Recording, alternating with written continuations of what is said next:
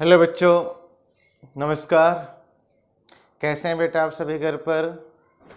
उम्मीद है आप सभी स्वस्थ होंगे बेटा घर पर और अपनी पढ़ाई अच्छे से कर पा रहे होंगे।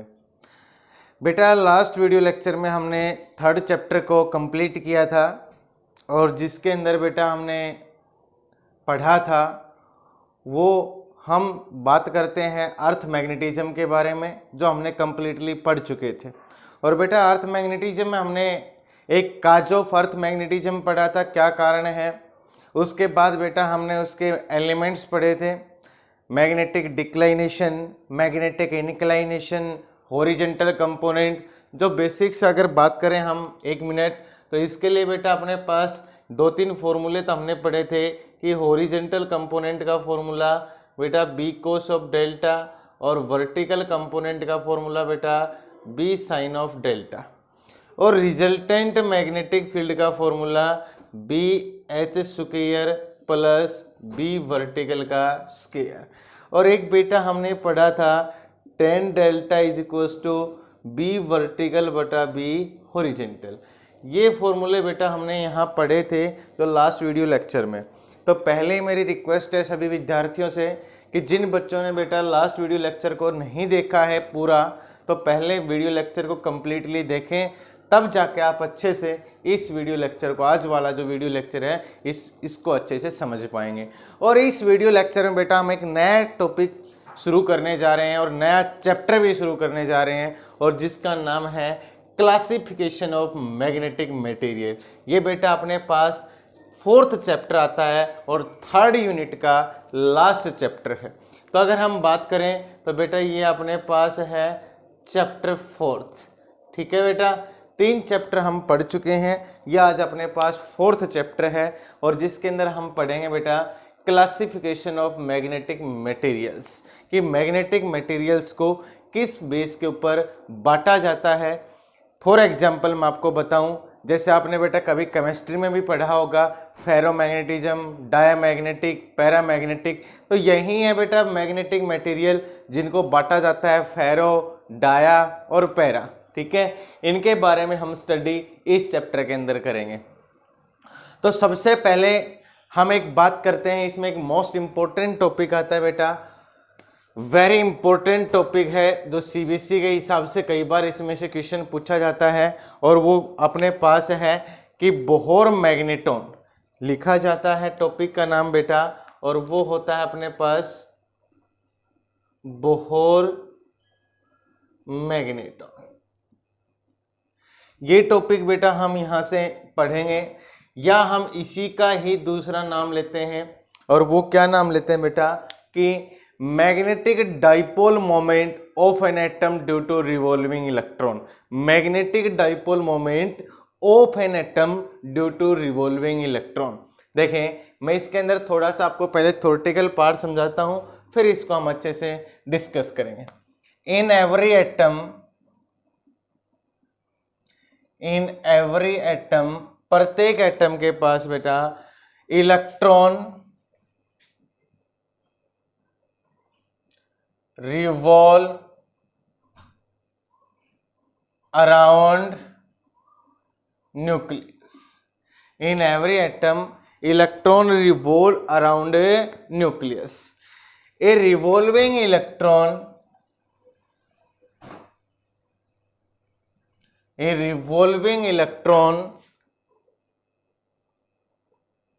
आप कहें कि रिवॉल्विंग इलेक्ट्रॉन लुक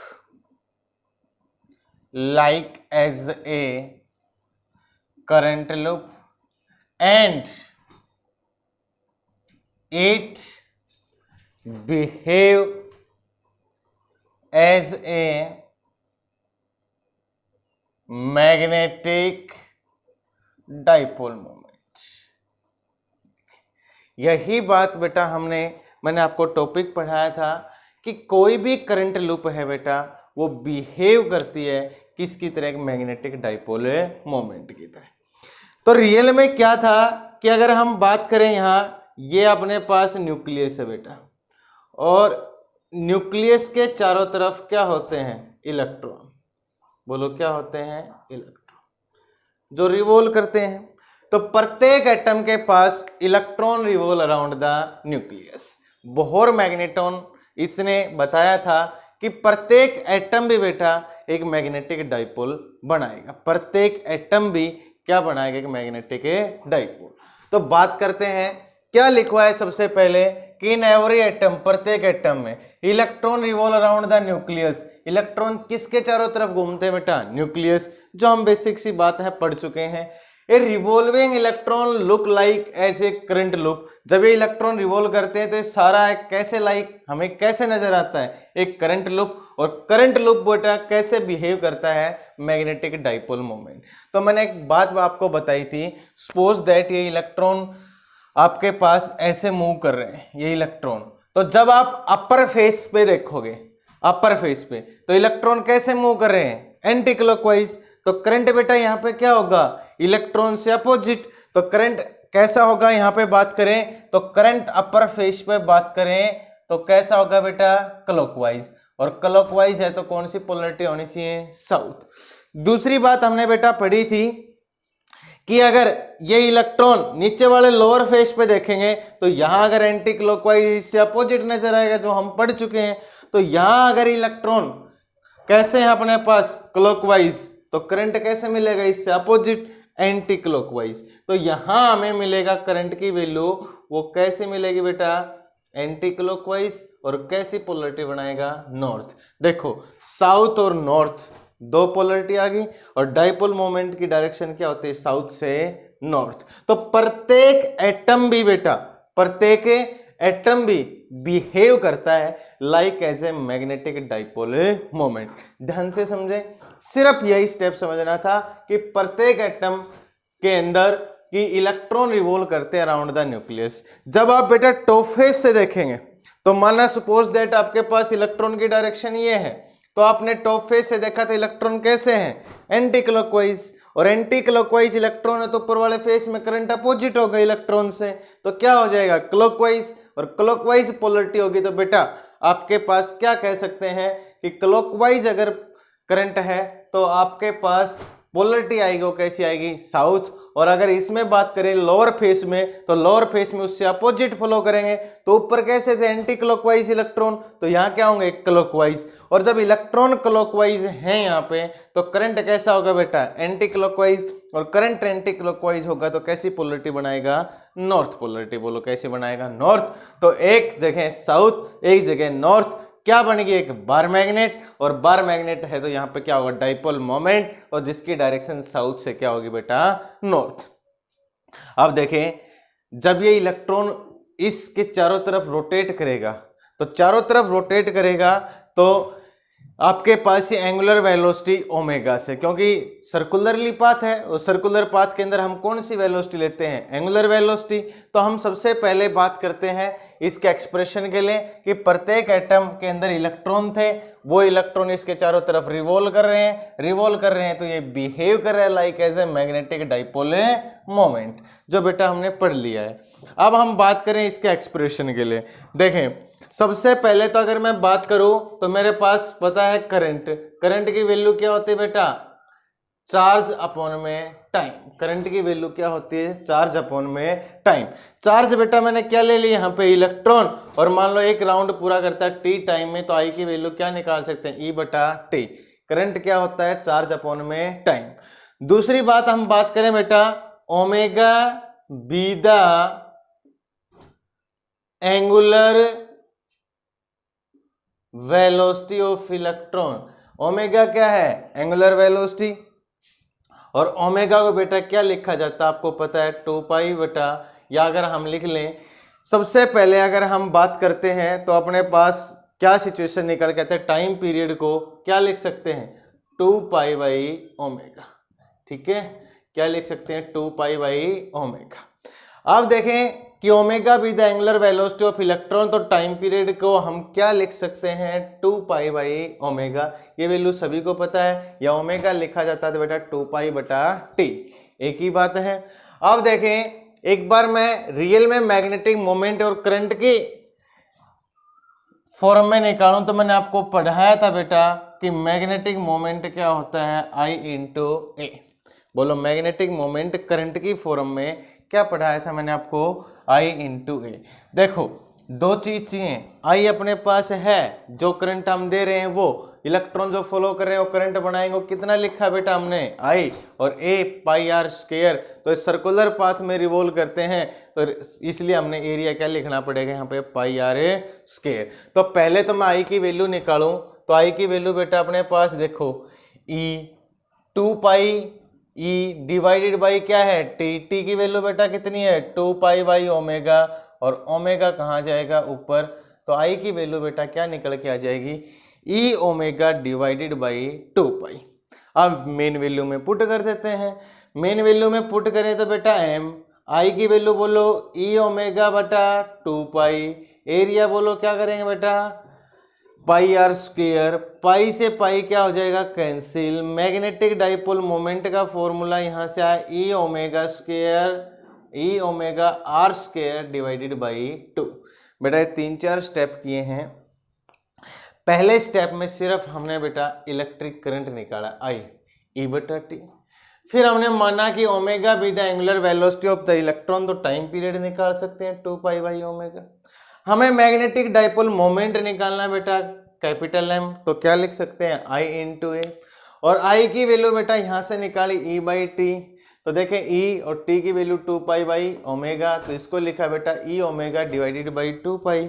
दोनों वैल्यू को यहाँ पुट कर दिए, सर्कुलर लूप में घूम रहे हैं इलेक्ट्रॉन, तो इसका एरिया पाई आर स्क्वायर, तो I की value E omega divided by 2 pi into pi r square, pi से pi cancel, E omega r square divided by कितना आ गया 2। ये वैल्यू बेटा हमने यहां से निकाल ली है मैग्नेटिक डाइपोल मोमेंट की। अब इसी को ही नाम देते हैं बोहर मैग्नेटॉन। तो आपने पता है कि बोहर पोस्टुलेट आपने 9th क्लास में केमिस्ट्री में बेटा पढ़े होंगे, Rutherford model, Bohr model, J Thomson model. तो बोहर मॉडल का एक पोस्टुलेट था बेटा कि क्या कहा था बोहर ने कि ये आपके पास एटम है, यहाँ बेटा न्यूक्लियस है, और ये इलेक्ट्रॉन इसके चारों तरफ क्या करते हैं रिवॉल्व करते हैं। पहली बात तो रदरफोर्ड मॉडल तो बेटा फेल हो गया था, क्योंकि ये इलेक्ट्रॉन रिवॉल्व करते रहेंगे और थोड़ी देर के बाद इनकी एनर्जी क्या हो जाएगी लूज, और इलेक्ट्रॉन किस में आके गिर जाएगा न्यूक्लियस में। तो रदरफोर्ड की लिमिटेशन रही थी बेटा it does not explain stability of nucleus. ये एक ऐसा है आपके पास बताया था कि इसने न्यूक्लियस की स्टेबिलिटी के बारे में नहीं बताया। किसने बेटा रदरफोर्ड ने, क्योंकि इसने बताया कि इलेक्ट्रॉन घूमते रहेंगे, कुछ टाइम के बाद बेटा उनकी एनर्जी क्या हो जाएगी खत्म, और वो किस में गिर जाएंगे न्यूक्लियस में, जिसके कारण it does not explain the stability of the nucleus. बेटा ये हम नेक्स्ट आगे यूनिट भी आएगी एटम एंड न्यूक्लियस, उसके अंदर और अच्छे से पढ़ेंगे। लेकिन अब बात कर रहे हैं बोहर मैग्नेटॉन, तो बोहर मॉडल से कंसेप्ट लेना है। उसने भी बेटा यही कहा कि इलेक्ट्रॉन इसके चारों तरफ रिवॉल्व करते हैं, लेकिन जो ये इलेक्ट्रॉन रिवॉल्व करते हैं ये स्टेशनरी ऑर्बिट में रिवॉल्व करते हैं, अपनी फिक्स ऑर्बिट्स होती हैं, जिनको क्या नाम दिया जाता है स्टेशनरी ऑर्बिट। ये इलेक्ट्रॉन किस में रिवॉल्व करते हैं स्टेशनरी। जैसे कोई इलेक्ट्रॉन सिर्फ पहली सेल में, फिर दूसरी सेल में, कोई तीसरी में, कोई फोर्थ में, तो इस तरीके से सेल बना दी फिक्स। जैसे हमने केमिस्ट्री में पढ़ी हुई बेटा KLMN जो सब सेल हमने पढ़ी थी कि इनके अंदर फिक्स सब सेल या फिक्स ऑर्बिट्स के अंदर क्या करते हैं ये रिवॉल्व करते हैं। तो बेटा जब ये रिवॉल्व करेंगे तो एक कंडीशन ओबे करेंगे, इनका जो एंगुलर मोमेंटम होगा, क्या एंगुलर मोमेंटम, और एंगुलर मोमेंटम का बेटा फॉर्मूला हम पढ़ चुके हैं +1 क्लास में कि कंडीशन होती है एंगुलर मोमेंटम का फॉर्मूला mvr। क्या होता है mvr एंगुलर मोमेंटम। ये इलेक्ट्रॉन जब सर्कुलर पाथ में रिवॉल्व करेंगे तो लीनियर मोमेंटम तो कह नहीं सकते बेटा, तो वहां पे क्या लगेगी एंगुलर वेलोसिटी ही, सर्कुलर पाथ के लिए क्या लगेगा टॉर्क लगता है। और यहीं पे हम बात करें तो लीनियर मोमेंटम की जगह क्या आ जाता है एंगुलर मोमेंटम। तो कहता है कि जो ये इलेक्ट्रॉन रिवॉल्व करेंगे, जैसे मान लो कोई इलेक्ट्रॉन पहले ऑर्बिट में कर रहा है, कोई दूसरी में कर रहा है, कोई तीसरी में कर रहा है, तो वो एंगुलर मोमेंटम बराबर होना चाहिए इंटीग्रल मल्टीपल, ये बेटा इंटीजर है, ऑफ प्लैंक्स कांस्टेंट, और ये h बटा 2 पाई एक कांस्टेंट वैल्यू है। जो इस कंडीशन को बेटा ओबे करेगा वही इन स्टेशनरी ऑर्बिट में घूम सकता है। जैसे अगर मैं बात करूं पहले ऑर्बिट, तो इनकी वैल्यू क्या रखोगे 1, तो mvr angular momentum of electron पहली ऑर्बिट में घूमने के लिए किसके बराबर होना चाहिए, h बटा 2 पाई के। ये प्लैंक्स कांस्टेंट और 2 पाई भी क्या है, कांस्टेंट वैल्यू बेटा। कोई दूसरी ऑर्बिट में घूमे तो इनकी वैल्यू कितनी रखोगे 2, तीसरी में घूमे तो इनकी वैल्यू 3। तो कहता है कि जो इस कंडीशन को ओबे करेगा वही इन स्टेशनरी ऑर्बिट में रिवॉल्व कर पाएगा। किस में रिवॉल्व कर पाएगा, स्टेशनरी ऑर्बिट। तो ये था बेटा बोहर का सेकंड पोस्टुलेट, जो हम डीपली पढ़ेंगे बेटा एटम और न्यूक्लियाई की यूनिट में। तो यहाँ पे बोहर ने ही बताया था कि प्रत्येक एटम भी एक डाइपोल मोमेंट है, और उसी का ही पोस्टुलेट यूज किया है बोहर सेकंड पोस्टुलेट। तो यहाँ पे मैं लिख सकता हूं बेटा बोहर्स ये सेकंड पोस्टुलेट है, और इसका मीनिंग क्या है मैंने आपको बता दिया कि इसने कहा था जब रदरफोर्ड फेल हो चुका था, उसको नहीं पता चला कि न्यूक्लियस की स्टेबिलिटी है या नहीं है, तो उसने की वजह से न्यूक्लियस की स्टेबिलिटी के बारे में नहीं बता पाया था। तो इसने कहा कि जो इलेक्ट्रॉन रिवॉल्व करते हैं न्यूक्लियस के चारों तरफ, वो एक फिक्स ऑर्बिट में जिनका नाम स्टेशनरी ऑर्बिट होता है, और उन स्टेशनरी ऑर्बिट में घूमने के लिए इस कंडीशन को ओबे करना पड़ेगा, जिनका क्या कहता है, angular momentum of electron is equals to integral multiple of Planck's constant. क्या कह सकते हैं, integral multiple of Planck's constant. अब देखें बेटा यहां हम किसकी वैल्यू निकाल चुके थे, कैपिटल एम की। तो अगर एक बात देखें, मैं किसी भी तरीके से ओमेगा आर स्क्वायर की वैल्यू निकाल के यहाँ पुट कर सकता हूँ, और एक रिलेशन बेटा मेरे को पता है, और वो रिलेशन क्या है कि v होता है लीनियर वेलोसिटी और एंगुलर वेलोसिटी में रिलेशन। बोलो क्या होता है, v is equals to r omega. ये बेटा हम +1 क्लास में पढ़ चुके हैं। अब मैं इसमें वैल्यू पुट करता हूँ v m as it is, v की वैल्यू बेटा आर ओमेगा इंटू क्या है r। देखो v की वैल्यू पुट की है r omega into r is equals to NH बटा क्या है बेटा 2 पाई। इसको लिखो m ओमेगा आर स्क्वायर और NH बटा 2 पाई। बोलो बन गया। और बेटा अपने को क्या चाहिए, ओमेगा आर स्क्वायर, तो क्या बना NH बटा 2 पाई। बोलो यही तो चाहिए था हमें, omega r square is equals to NH बटा क्या किया हमने 2 पाई। बस बेटा यहाँ पुट कर लेते हैं। जैसे ये वैल्यू मैं थोड़ी देर के लिए इक्वेशन 1 मान लेता हूं, put this value in equation first. इस वैल्यू को कहाँ पुट करें बेटा, इस इक्वेशन में। तो capital M is equals to 1/2 को बाहर ले लिया, E को भी बाहर ले लिया, ओमेगा आर स्क्वायर बोलो बेटा NH डिवाइडेड बाई 2 पाई। क्या लिखेंगे, NH divided by 2 pi. N number of orbits थी बेटा बाहर ले लिया, EH डिवाइडेड बाई 4 पाई।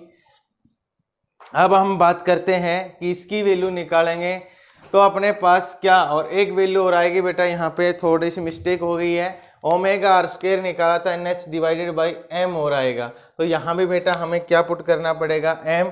तो यहाँ कितना लिखेंगे M, और ये वैल्यू कितनी आ जाएगी 4 पाई M। देखें कुछ नहीं किया, सिर्फ ओमेगा आर स्क्वायर तो NH divided by 2 pi M करेंगे, और यही वैल्यू बेटा यहाँ पुट कर दी पहले इक्वेशन में।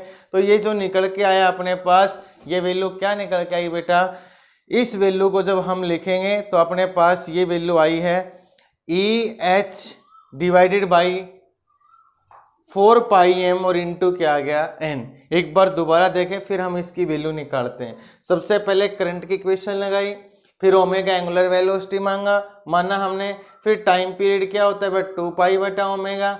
रियल में मैग्नेटिक डाइपोल मोमेंट का फॉर्मूला I इंटू क्या हो गया बेटा A।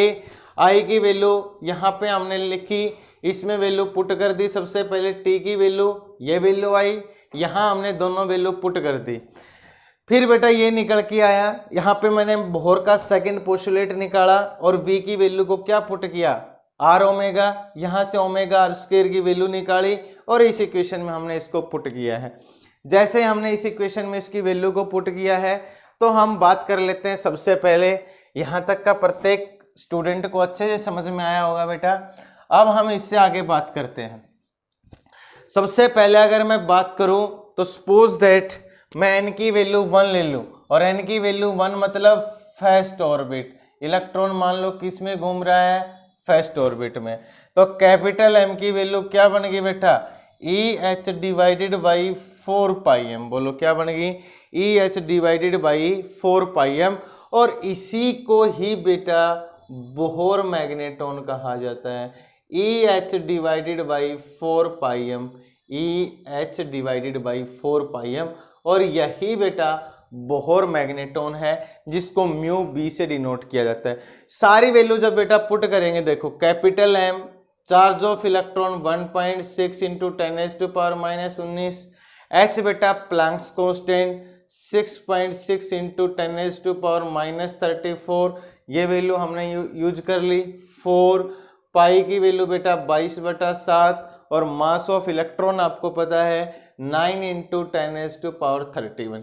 देखो सारी वैल्यू क्या है कि कांस्टेंट वैल्यू है, और जब सारी एक कांस्टेंट वैल्यू है तो बेटा कैपिटल M जब हम सोल्व करेंगे यहाँ से मैग्नेटिक डाइपोल मोमेंट, और इसको हम बोहर मैग्नेटॉन भी कह सकते हैं।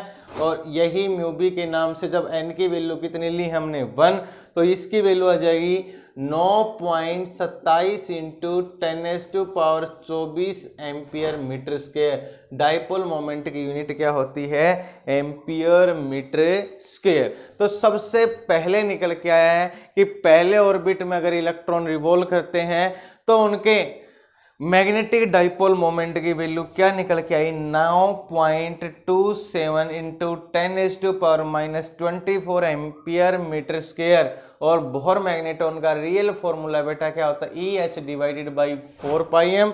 और सारी वैल्यू कांस्टेंट थी, तो जैसे ही वैल्यू हमने यहाँ पे पुट की है तो यही वैल्यू निकल के आई 9.27 इंटू 10⁻24 एम्पियर मीटर स्क्वायर। अब कई बार पूछ लेते हैं कि डिफाइन बोहर मैग्नेटॉन, आपको बोहर मैग्नेटॉन को डिफाइन करना है। इसी में पूछ ले define Bohr magneton.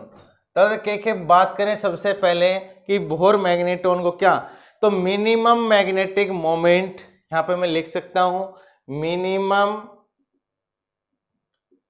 Magnetic moment associated with an atom due to orbital motion of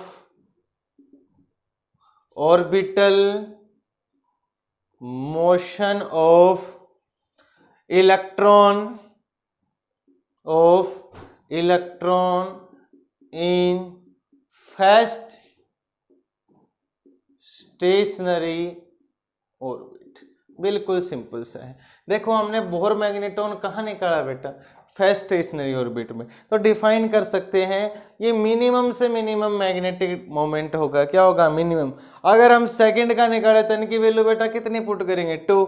third orbit का निकाले तो इनकी वैल्यू कितनी हो जाएगी, 3। तो फर्स्ट ऑर्बिट मिनिमम से मिनिमम, तो क्या लिखा है इसने कि मिनिमम मैग्नेटिक मोमेंट, कम से कम magnetic moment associated with an atom, किसी एटम के साथ, किसके कारण, due to orbital motion of electron. अगर इलेक्ट्रॉन उस ऑर्बिट में घूमेंगे ही नहीं तो करंट नहीं बनेगा, करंट नहीं बनेगा तो वहां पे दोनों पोल एग्जिस्ट नहीं कर पाएंगे, साउथ और नॉर्थ। तो किसके कारण हुआ बेटा, ऑर्बिटल मोशन ऑफ इलेक्ट्रॉन, किसके अंदर, फर्स्ट स्टेशनरी ऑर्बिट। किसकी बात कर रहे हैं, फर्स्ट स्टेशनरी ऑर्बिट। तो बोहर मैग्नेटॉन को डिफाइन करना है तो minimum magnetic moment associated with atom due to orbital motion of electron in first stationary orbit is called Bohr magneton. और जिसकी वैल्यू क्या होती है बेटा, 9.27 into 10⁻⁻24 metre ampere metre square. इसी के अंदर एक छोटा सा क्वेश्चन, कई बार ऑब्जेक्टिव क्वेश्चन पूछ लिए जाते हैं और ये कंपटीशन लेवल का बेटा IIT PMT के अंदर कई बार इसका एक छोटा सा फॉर्मूला है जिसके अंदर इसने बताया था, और वो आपके पास है जाइरो जाइरो मैग्नेटिक रेशियो। ये थोड़ा सा बेटा हटके इससे एक बिल्कुल एक छोटा सा फॉर्मूला है कि इसने यही बताया था कि gyromagnetic ratio of electron क्या होता है। इसकी बेटा एक छोटी सी बात करें, हटके है बेटा, इसको लिख लेना और बात करते हैं मैग्नेटिक मोमेंट। रेशियो होता है magnetic moment divided by angular moment of electron. Magnetic moment और एंगुलर मोमेंटम का क्या होता है, रेशियो होता है बेटा, और इसको हम यहाँ पे पुट करते हैं। देखें बात कर लेते हैं सबसे पहले। तो अगर मैं बात करूं कि मैग्नेटिक मोमेंट, तो हमने बोहर मैग्नेटिक मोमेंट की बात करें तो रियल में अपने पास क्या निकल के आया है बेटा, EH डिवाइडेड बाई 4πm। बोलो क्या निकल के आया है, EH डिवाइडेड बाई 4πm। और एंगुलर मोमेंटम की बात करें तो एंगुलर मोमेंटम क्या था बेटा, NR, और उसको क्या लिखा था, NH डिवाइडेड बाई 2π। लेकिन ये भी किसके लिए था, फर्स्ट ऑर्बिट के लिए मैग्नेटिक मोमेंट की वैल्यू। और फर्स्ट ऑर्बिट के लिए बात करो तो इनकी वैल्यू कितनी पुट करेंगे बेटा, 1। तो इसके एंगुलर मोमेंटम की बात करें तो क्या लिख सकते हैं, H/2π। बस ये याद रखना है कि ये रियल में जाइरो मैग्नेटिक रेशियो क्या होता है ऑफ इलेक्ट्रॉन का, कि gyromagnetic ratio of electron ये होता है बेटा magnetic moment of electron in first orbit to magnetic moment of electron angular momentum of electron in first orbit. दोनों के लिए निकाल लिया हमने, तो इसके लिए भी और इसके लिए भी बेटा हमने निकाला है। तो यहाँ अगर बात करें तो इसके लिए आया है EH डिवाइडेड बाई 4πm, जो मैग्नेटिक मोमेंट बोहर मैग्नेटॉन का फॉर्मूला पढ़ चुके हैं। और एंगुलर मोमेंटम क्या होता है बेटा, MVR किसके बराबर, NH/2π। लेकिन फर्स्ट ऑर्बिट की बात कर रहे हैं तो n की वैल्यू कितनी पुट करेंगे, 1। तो ये क्या बन जाएगा, H/2π। जब इस टर्म को सोल्व करते हैं तो ये अपने पास बचेगा बेटा E/2m। क्या बचेंगे, E/2m। तो ये लिख देते हैं और 4 ऑप्शन दे देते हैं। E/2m को किस नाम से जाना जाता है, तो E/2m को बेटा किस नाम से जानोगे, जाइरो मैग्नेटिक रेशियो, या इसका दूसरा फॉर्मूला क्या होता है, magnetic moment divided by angular momentum. और बेटा जब आप इसकी वैल्यू रखोगे, आपको चार्ज ऑफ इलेक्ट्रॉन भी पता है और मास ऑफ इलेक्ट्रॉन भी पता है। तो याद रखना, अगर हम बात कर लेते हैं इसकी वैल्यू, तो इसकी वैल्यू होती है 8.8 इंटू 10⁻10 कुलाम। चार्ज की यूनिट कुलाम और मास की यूनिट क्या हो जाएगी, किलोग्राम। तो जाइरो मैग्नेटिक रेशियो की वैल्यू पूछे फर्स्ट ऑर्बिट ऑफ इलेक्ट्रॉन के लिए, तो हमने यहाँ से निकाली 8.8 इंटू 10⁻10। सेकेंड के लिए देखते हैं कि मैग्नेटिक मोमेंट, तो यहाँ पे n की वैल्यू कितनी हो जाएगी, 2, और यहाँ पे भी n की वैल्यू कितनी हो जाएगी बेटा, 2, और 2 से 2 क्या हो जाएगी, कैंसिल, तो भी वैल्यू क्या रहेगी, सेम। तो इसकी वैल्यू बेटा कांस्टेंट रहेगी जाइरो मैग्नेटिक रेशियो की, और वो वैल्यू क्या रहेगी, 8.8 इंटू 10⁻10 कुलाम पर किलोग्राम लिख सकते हैं। ये अपने पास क्या था बेटा, जाइरो मैग्नेटिक रेशियो, जो बहुत इंपॉर्टेंट पार्ट है।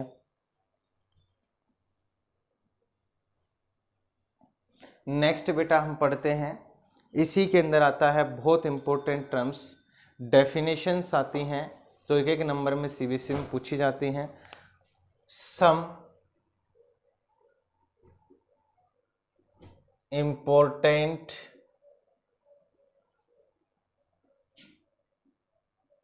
terms used in magnetism।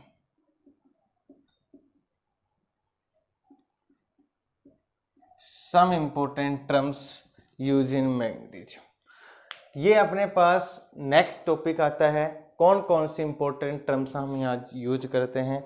तो पहली टर्म बेटा अपने पास निकल के आती है, और वो टर्म होती है मैग्नेटिक। इसको लिख लेते हैं। सबसे पहली जो अपने पास टर्म आती है, रिलेटिव मैग्नेटिक परमिएबिलिटी, और इसको डिनोट किया जाता है बेटा μr से। पहली डेफिनेशन आती है कि रियल में आपके पास मैग्नेटिक परमेबिलिटी या रिलेटिव मैग्नेटिक परमेबिलिटी क्या होती है।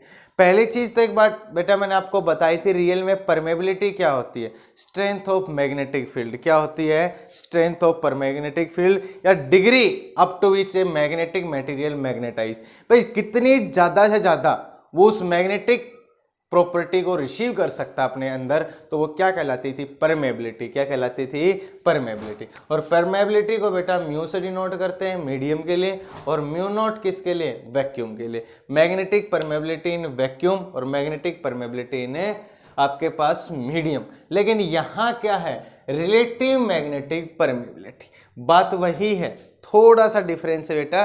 तो मैंने आपको बताया कि परमेबिलिटी क्या है, कि degree of magnetic material up to which receive property, कितनी हद तक वो अपने अंदर मैग्नेटिक फील्ड की प्रॉपर्टी को रिसीव कर सकता है, वो क्या कहलाते हैं, मैग्नेटिक परमेबिलिटी। लेकिन यहां बात करते हैं बेटा, वो रिलेटिव मैग्नेटिक परमेबिलिटी होती है। तो इसको हम बात करें, सबसे पहले it may be define as, it may be define as ratio of magnetic permeability in medium to magnetic permeability in vacuum।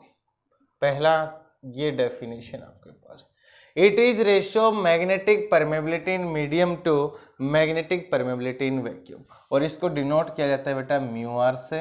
और किस किस का रेशियो हो गया, म्यू बटा म्यू नॉट।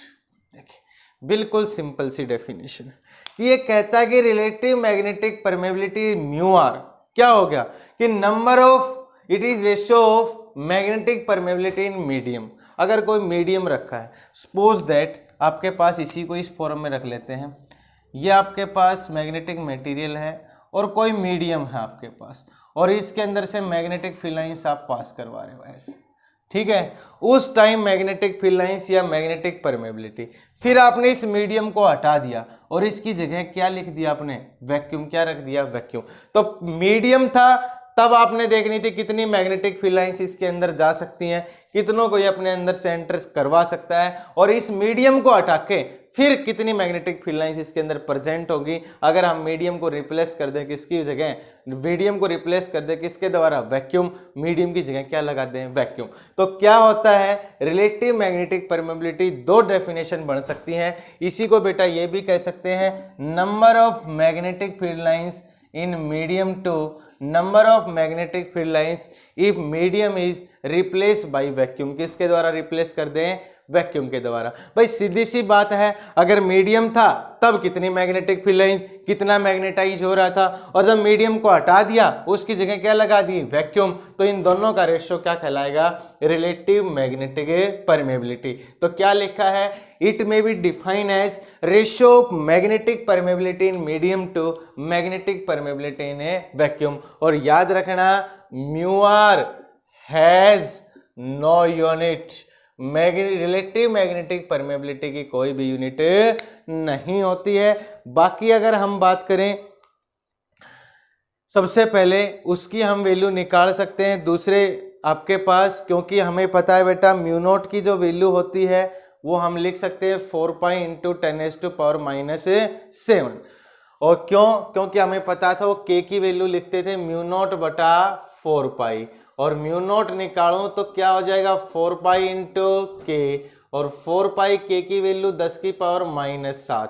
और हमें पता था के की यूनिट जो हम यहाँ पे पढ़ते थे वो वेबर, एम्पीयर इनवर्स और मीटर इनवर्स, तो वही इसके पीछे लग जाएगा बेटा। तो आसानी से हम लिख सकते थे कि म्यू नॉट की तो यूनिट होती है वेबर, एम्पीयर इनवर्स और मीटर इनवर्स जो हम पढ़ चुके हैं, या दूसरी भाषा में कहूँ टेस्ला, आपके पास मीटर और एम्पीयर इनवर्स। तो बेटा मैग्नेटिक परमेबिलिटी की यूनिट होती है, लेकिन किसकी नहीं होती, रिलेटिव मैग्नेटिक परमेबिलिटी की यूनिट नहीं होती, क्योंकि ऊपर भी परमेबिलिटी नीचे भी परमेबिलिटी कैंसिल हो जाएगा, इसलिए रिलेटिव परमेबिलिटी की यूनिट नहीं होती। और मैग्नेटिक परमेबिलिटी की निकालें तो के की वैल्यू क्या होती है, म्यू नॉट बटा 4 पाई। म्यू नॉट निकाला था बेटा 4 पाई इंटू क्या हो गया के, और म्यू नॉट के की वैल्यू 10 की पावर -7, और ये वैल्यू हम के साथ लिखते थे unit weber ampere inverse metre inverse, या क्या लिखते थे बेटा टेस्ला मीटर और एम्पीयर इनवर्स। क्या लिखते थे, टेस्ला मीटर और एम्पीयर इनवर्स। ये थी आपके पास बेटा पहली डेफिनेशन रिलेटिव मैग्नेटिक परमेबिलिटी। ऐसे ही बेटा हम दूसरी डेफिनेशन की बात करते हैं, और दूसरी डेफिनेशन अपने पास क्या निकल के आती है वो ध्यान से देखें।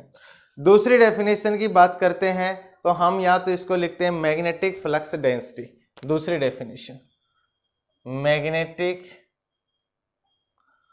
फ्लक्स, या पढ़ भी चुके हैं डेंसिटी, जिसको हम किससे डिनोट करते हैं बेटा बी वेक्टर से, या हम इसी का दूसरा नाम ले सकते हैं मैग्नेटिक फील्ड स्ट्रेंथ, या इसका दूसरा नाम बेटा मैग्नेटिक फील्ड स्ट्रेंथ। देखें बेटा मैग्नेटिक फ्लक्स डेंसिटी, तो एक फॉर्मूला बेटा हमने पहले ही चैप्टर में पढ़ा था। किसी भी चार्ज को अगर मैग्नेटिक फील्ड में रखते हैं तो फॉर्मूला क्या निकल के आता था, क्या वो v vector cross B vector. किसी भी चार्ज को अगर मैग्नेटिक फील्ड में रखते हैं कि F vector is equals to क्या हो v vector cross P vector, या इसको लिखते थे बेटा क्या हो v B sine of theta. Suppose that इसको हम क्रॉस प्रोडक्ट हटा के और ये फॉर्मूला बनाते थे साइन थीटा, क्रॉस प्रोडक्ट हटा के क्या बनाते थे बेटा साइन थीटा। तो यहां अगर मैं बात करूं, अगर मैं चार्ज ले लूं यूनिट कूलम 1 कूलम, और वेलोसिटी ले लूं 1 मीटर पर सेकेंड, और ये मूव करता है मैग्नेटिक फील्ड के साथ परपेंडिकुलरली, तो थीटा ले लिया बेटा हमने 90। तो एक बार जरा देखें एफ क्या हो की वैल्यू कितनी 1, वी की वैल्यू कितनी 1, साइन 90 1, तो बेटा फोर्स किसके बराबर आया मैग्नेटिक फील्ड के। बोलो किसके बराबर आया मैग्नेटिक फील्ड के। तो इसको मैं क्या लिख सकता हूं, it may be define as force experience by a unit positive charge, force experience by a unit positive charge moving with unit velocity. अगर वो मूव करता है किससे बेटा unit velocity in a direction perpendicular to magnetic field, in a direction perpendicular to magnetic field. बिल्कुल simple सी definition. Magnetic flux density कहने का मतलब मैग्नेटिक फील्ड आपके पास जो निकाला है यहाँ से, तो रियल में हमें पता था कि एफ वेक्टर बेटा क्या होता है क्या हो v vector cross B vector, cross product हटा के क्या लगा दिया साइन थीटा।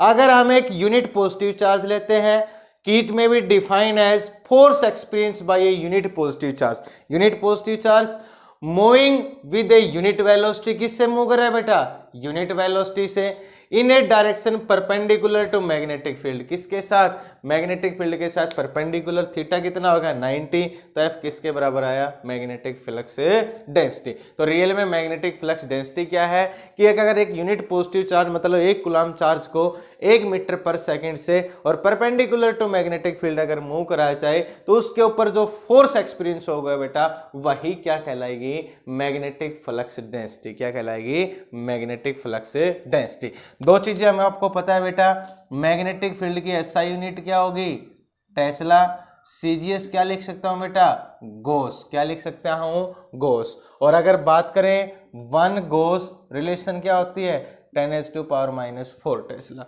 1 गॉस किसके बराबर होता है बेटा 10⁻⁻⁴ टेस्ला। तो ये सबसे इंपॉर्टेंट रिलेशन है कि 1 गॉस है बेटा वो किसके बराबर निकल के आए यहाँ पे 10⁻⁻⁴ टेस्ला के बराबर यहाँ पे निकल के आए। तो ये थी बेटा आपके पास दूसरी डेफिनेशन जो हमने पढ़ी है, मैग्नेटिक फ्लक्स डेंसिटी और मैग्नेटिक फील्ड स्ट्रेंथ। ये दो इम्पोर्टेंट डेफिनेशन टोटल बेटा हम यहाँ पे नियरली 5 पढ़ेंगे। 2 बेटा हम पढ़ चुके हैं, एक हमने पढ़ ली है magnetic relative magnetic permeability, ratio of magnetic permeability in medium to ratio of magnetic permeability in a vacuum, और ये क्या कहलाता है, रिलेटिव मैग्नेटिक परमेबिलिटी, जिसकी बेटा कोई भी यूनिट नहीं होती है। लेकिन रियल में परमेबिलिटी क्या होती है कि कितनी हद तक, कितनी डिग्री तक, कितनी पावर तक कोई मैग्नेटिक मटेरियल अपने अंदर मैग्नेटिक फील्ड लाइंस को स्टोर कर सकता है, वो रियल में क्या कहलाती है, मैग्नेटिक परमेबिलिटी। ठीक है, रिलेटिव मैग्नेटिक परमेबिलिटी की कोई यूनिट नहीं होती बेटा। और वैसे हम बात करें मैग्नेटिक परमेबिलिटी की यूनिट होती है weber ampere inverse metre inverse या टेस्ला मीटर एम्पियर इनवर्स, दोनों वैल्यू हम यहाँ पे पुट करते हैं। और ये अपने पास आई मैग्नेटिक फ्लक्स डेंसिटी के लिए। तो आज की बेटा इस वीडियो लेक्चर में हम इतना ही पढ़ेंगे। नेक्स्ट वीडियो लेक्चर में इसकी कुछ इंपॉर्टेंट टर्म्स और बची हैं वो पढ़ेंगे, और classification of magnetic material, diamagnetism, paramagnetism, ferromagnetism, इनके बारे में डिस्कस करेंगे। Thanks for today.